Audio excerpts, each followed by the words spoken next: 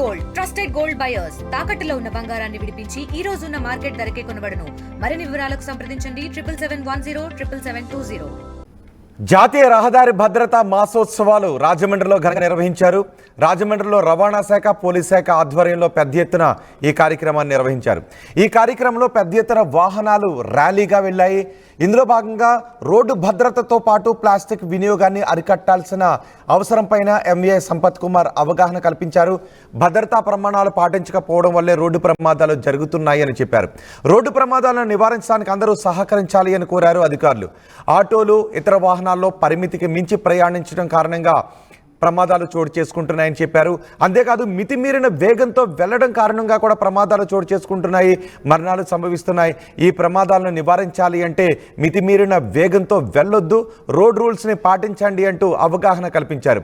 బైక్పై వెళ్తున్నప్పుడు హెల్మెట్ పెట్టుకోండి, కార్లో వెళ్తున్నప్పుడు ఖచ్చితంగా సీట్ బెల్ట్ పెట్టుకోవాలి అని సూచన చేశారు. ఈ ర్యాలీలో joint collector Shri Chinaramudu, additional SP AV సుబ్బరాజ్తో పాటు ఎంఏ సంపత్ కుమార్ కూడా పాల్గొన్నారు. పెద్ద ఎత్తున వందలాది ఆటోలు ఈ ర్యాలీలో పాల్గొన్నాయి. పెద్ద ఎత్తున కార్లలో కూడా ఈ ర్యాలీలో పాల్గొన్నాయి.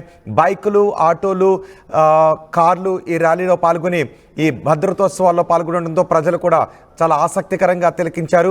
ప్రజలు కూడా పెద్ద ఎత్తున ఈ ర్యాలీలో పాల్గొన్నారు. జాతీయ రహదారి భద్రతా మాసోత్సవంలో పాల్గొన్న వాళ్ళందరికీ కూడా కృతజ్ఞతలు చెప్పారు.